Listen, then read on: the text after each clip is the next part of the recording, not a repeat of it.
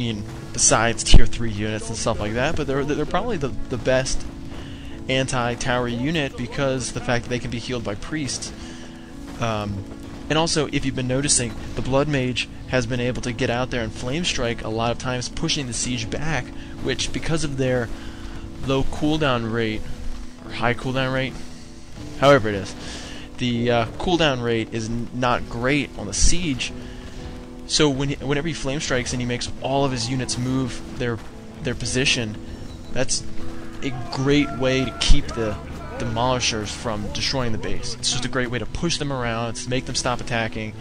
And also the other nice thing is that you see that Angry Crewman moves his mortar teams out, attacks, backs them up, heals them, moves them back out again, shoots, tries to back up again. That's sort of the whole strategy, is just move out, blow up some stuff, back up, heal, move out, blow up some stuff, back up, and heal. And it's just, you gotta make sure you're constantly on it. Don't let your units wander out. Use hold position. Use stop. Know those keys, know those hotkeys, so you can quickly hit them, because this stuff does happen in games, and if you're not ready and you're not ready to hit that hold position key to keep your mortar teams or your priests from running out and chasing a unit, you're going to be in trouble. So basically, Angry Crewman's able to take out the towers just like that, and while taking minimal losses. I mean, he might have lost 1 or 2 mortar teams, if that. He had to repair his buildings, and he lost a building or 2. But otherwise, besides losing his hero, he didn't lose very much. So, but back to just why I find that he's inspirational. I think, when you look at innovation as a whole, and you look at the process of how you get from one point to another through the process of innovation and just growing as a player, you have to have people who inspire you, and you have to have people who make you want to play this game, make you want to play it differently, and he's just one of those players. This strategy took a long time for him to perfect. If you've followed him for any length of time, you know that his strategy has changed. It's different, He does different things now than he did a year ago or whenever. I mean, stuff changes, and he's been changing with it, and that's what the true innovation is. I mean, you can't get a set strategy and just use it. I mean, he's been building this strategy. He's still building it. It's still, strategies never stop growing. You always have to progress them and make them better. I mean, Philbot's a great example. He started out with a lot of fiends, and now gets more destroyers, and I don't watch a lot of his games anymore, but the strategies change, and he's definitely, he adapts to the new strategies and changes his things around for different matchups and different units and different heroes. The game changes, and you have to change with it, obviously. So if you look now, Angry Crewman is putting up an expansion. He's towering it heavily because he wants to have the economical advantage, which he does, or will shortly.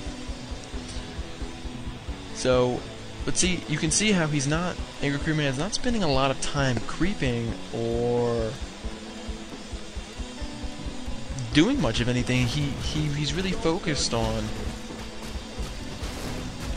building expansions and killing his opponent's expansions. Now, his opponent has not put up an expansion yet, but when he does, he will quickly run over and take care of it, and that's really his main goal. And even if it's at the loss of most of his units, taking out the expansion is key because of the fact that the economy wins this game. I mean, I was playing a game a while back, and I was playing Undead on Tranquil Paths. I was undead, my opponent was undead also. He decided that he was going to get abominations and gargoyles, and I was like, okay, so I'll just mass gargoyles. Well, I had 4 mines. He had 2. So I quickly went out and took out his other mine, and I won the game simply because I had four mines. I mean, he could kill all my units and I'd have them all back in 2 seconds. So economy wins the game. Angry Crewman knows this. He has the economy right now since he has his other mine up, and soon he will be scouting out the expansion of Kira that's going up right now. And if you notice, Angry Crewman just blew up a bunch of trees, and I have no idea why he's doing that. I thought previously that maybe it was to prevent a choke point, but I think, especially with the way that his strategy works, I think a choke point would be beneficial to him. Maybe I'm wrong, I don't really know. But here, there's a small battle, and if you look, Flame Strike makes Kira's entire army back up and run away.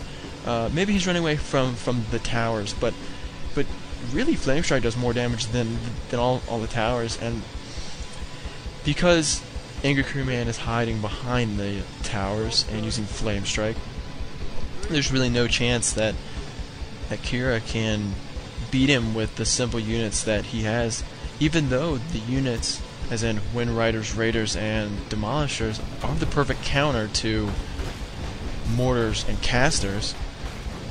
Seems like a perfect counter to me. I mean, Demolishers counter the Casters, Wind Riders counter the Casters and Mortars, Raiders sort of counter Mortars in the fact that they can catch them from backing up and net them and keep them there, and Chain Wave counters Mortars, definitely.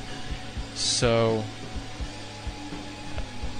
you know, it's all strategy that actually wins him the game here and wins him these battles, simply because of strategy and not unit choice, really.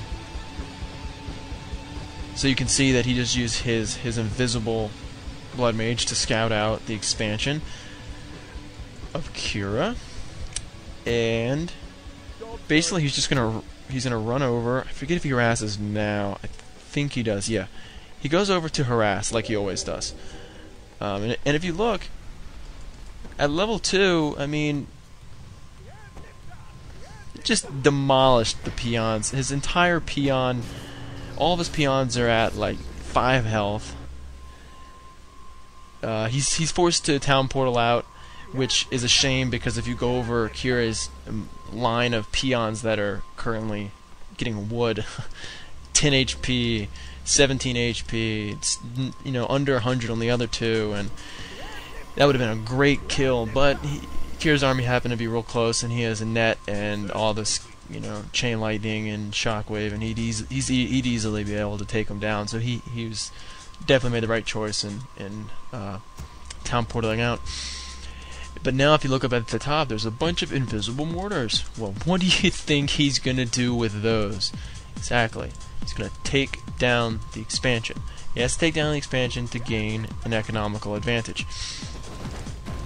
Right now, he still has the economical advantage over Kira because he started his expansion much earlier. However, if he lets Kira's expansion stay up too long, that gap is going to start getting smaller and smaller, and he wants that gap to be as large as possible. So he uses invisible mortars to get his to get his units into place quickly, so he can just take it out without Kira ever having time to teleport. Just checking to see if Kira does have a teleport, and he does, but he's not even able to teleport. The expansion is down in a matter of seconds, and Kira decides, well, I might as well just push on the expansion there.